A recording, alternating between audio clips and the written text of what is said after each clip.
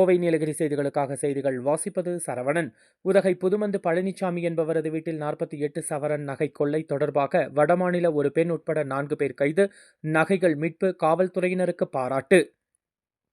உதகை நகர உட்கோட்டம் புதுமந்து காவல் நிலைய எல்லைக்கு உட்பட்ட கவுடாசோலை என்ற இடத்தில் வசித்து வரும் பழனிசாமி என்பவர் அவரது வீட்டில் இருந்து 48 சவரன் நகை கொள்ளையடித்தது தொடர்பாக வடமாநில ஒரு பெண் உட்பட 4 பேர் கைது.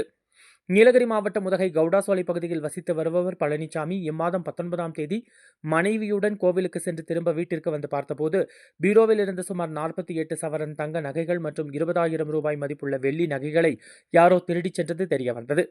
பழனிசாமி கொடுத்த புகாரின் அடிப்படையில் புதுமந்து காவல் நிலையத்தில் வழக்கு பதிவு செய்யப்பட்டது.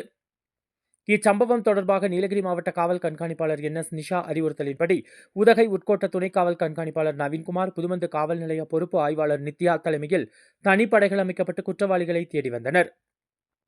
இந்நிலையில் விசாரணையில் பழனிசாமி வீட்டில் கடந்த 15 நாட்களுக்கு முன்பு தோட்ட வேலைக்காக சத்தீஸ்கர் மாநிலம் கோர்பா மாவட்டத்தை சேர்ந்த அபய்பூர்த்தி வயது 19, ஈஸ்வர் சிங் கார்ட் வயது 43, அனிதாபாய் வயது 38, அங்கித் சிங் ஆகியோர் சேர்ந்து திருட்டில் ஈடுபட்டது தெரியவந்தது. இவர்கள் அனைவரையும் கைது செய்து திருடப்பட்ட நகைகள் அனைத்தையும் கைப்பற்றப்பட்டது.